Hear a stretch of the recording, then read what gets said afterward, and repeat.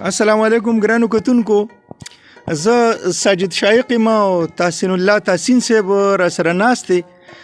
تحسین صاحب د تخبې ډیر خوشوازه شاعر هم دی او د نورو کسانو کلامونه هم په ښایسته ترنم کې وایي او پکار دی چې د څومره میډیا ده چې هغه د نور هم د نوم مخکې کی، ځکه چې دا اصل کې په ایرو کې لال دی. دا ریستل غواړي ډومبې کوشش په دې باندې زه کوم چې دا لال د ایرو نه روباسو او بیا په دې لال باندې تاسو د ټلویزیون چې څونه دي، ریډیوګان چې څومره دي، نو چې دی په بیا خپل محفلونه او خپل سټیشنونه په ښایسته کی.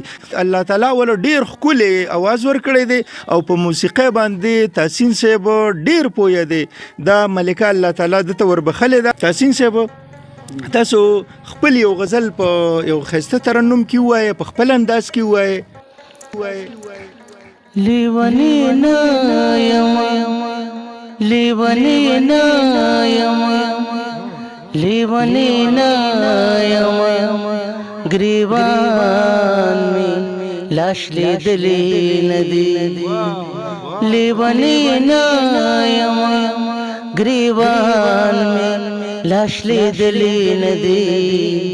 د مینې حد می انتہا تا رسیدلی ندی. تپوسی مکړه چې بغیر لتانا څنګه تیریږي.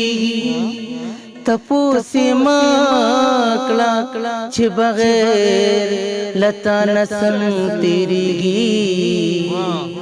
دوخ قرود می لا دسترګو ودرېدلې ندی.